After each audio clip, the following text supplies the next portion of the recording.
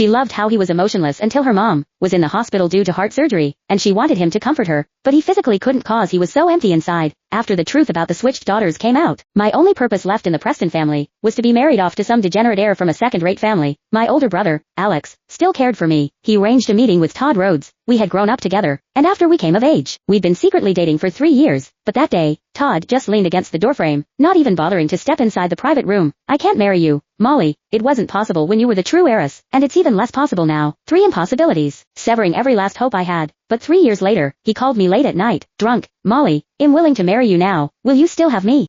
For the past 3 years, he'd been tearing up the world. A different party every night. He had no idea that 2 years ago, I had moved south and married a young master of the Norton family. After asking if I would still marry him, Todd seemed to sober up from the shock of his own words. He mumbled, trying to backtrack, sorry, Molly, I've had too much to drink. It's fine. Go to sleep. With that, he hung up. I clutched the darkened phone, sleep now a distant memory. The mattress beside me dipped slightly, and a hand, warm and familiar, settled on my waist. Who was that? So late.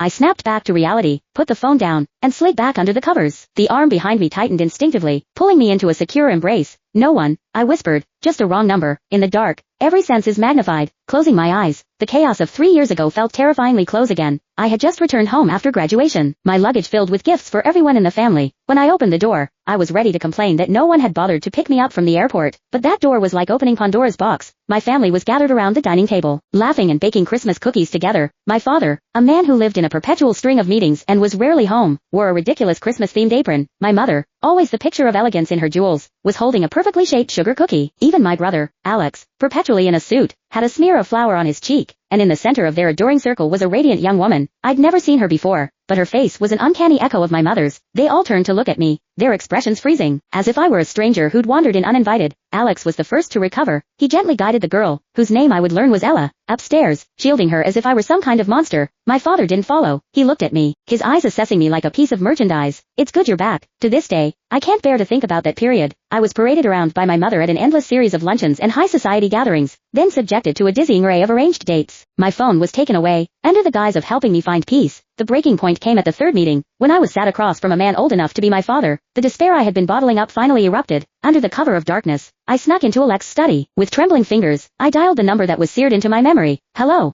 Todd, my voice cracked. It's me. Before I could say another word, a hand pressed down on the disconnect button. It was Alex. He pinched the bridge of his nose, not looking at me. Molly, the phones in this house are monitored. If you want to see him, he'll arrange it. But only this once. And so, I found myself face to face with Todd, looking utterly broken. But before the tears could even fall, he looked at me with a chilling calm, analyzing my situation as if it were a business merger. Molly, you should trust your parents. I'm sure they'll make the best arrangement for you. He paused, a faint smirk on his lips. What?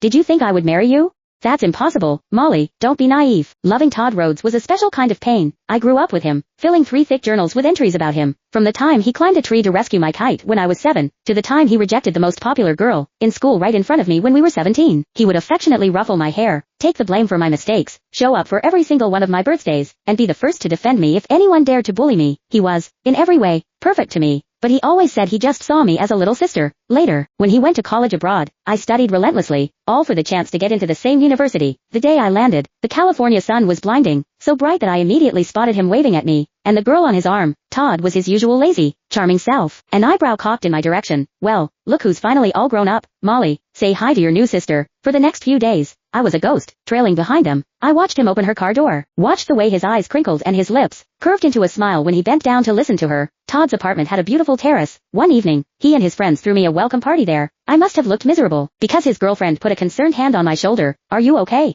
Feeling homesick? Todd, propping his chin on one hand, idly toyed with her long hair. Of course she is. Our Molly is such a homebody. I remember in elementary school, she'd have a bad dream during nap time, and wake up crying for her mommy. A wave of laughter spread through the group. My face flushed hot with embarrassment. All I could do was shrink in my seat, and force a smile. His girlfriend playfully slapped his arm. You're terrible, she said, then turned to me. Hey, do you want me to sleep in your room with you, for a few nights?